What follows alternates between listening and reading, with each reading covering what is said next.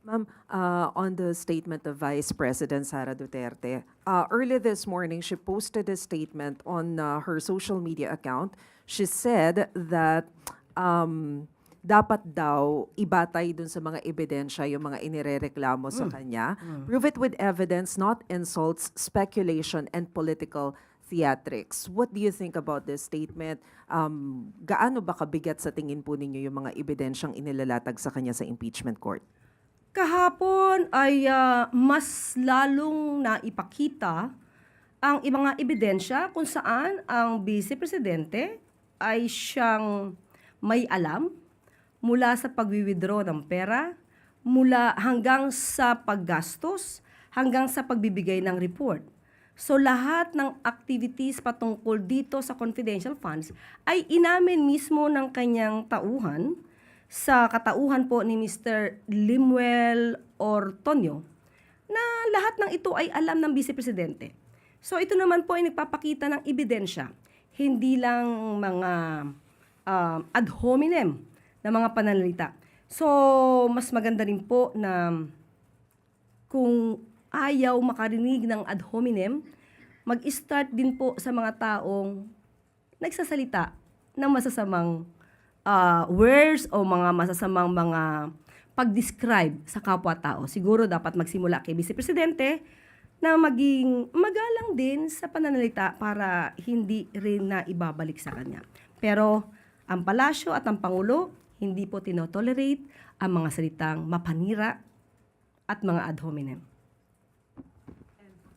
Ma'am, meron din siyang sinabi, sabi po ni VP, lubog na ang bansa sa baha at kahirapan, pero tila walang mananagot dahil ang impeachment, ang paghahati-hatian ang 2027 budget at ang paghahanda kung papaano baliin ang Constitution para manatili sa pwesto ang prioridad ng administrasyon at lahat ng kaalyado nito. Ano pong Okay, tugon? oo. May kopya po tayo mismo ng kanyang statement para hindi po ako maligaw.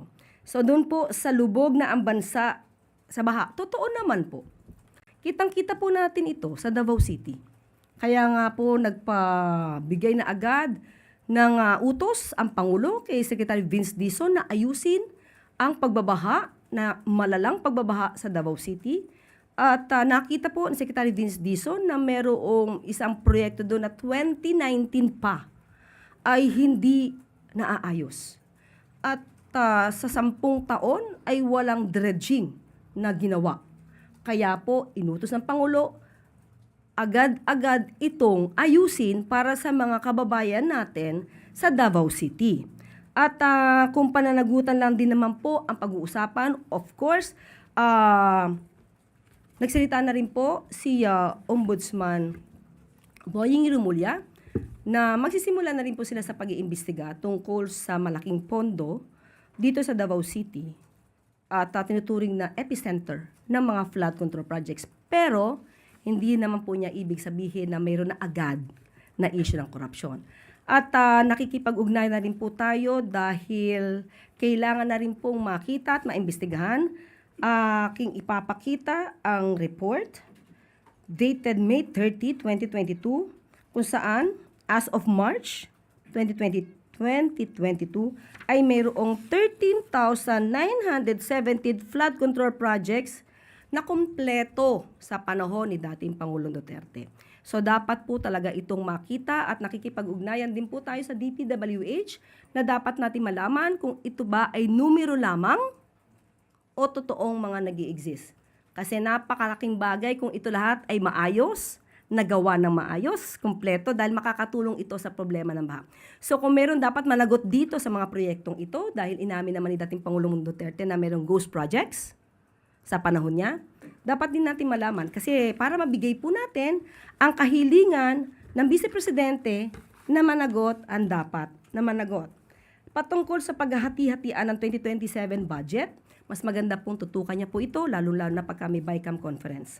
At ang paghahanda kung papaano baliin ang konstitusyon. Sa ngayon po, ang impeachment proceedings ay naaayon sa konstitusyon at ito ay parte ng probisyon ng saligang batas upang mapanagot ang dapat na managot.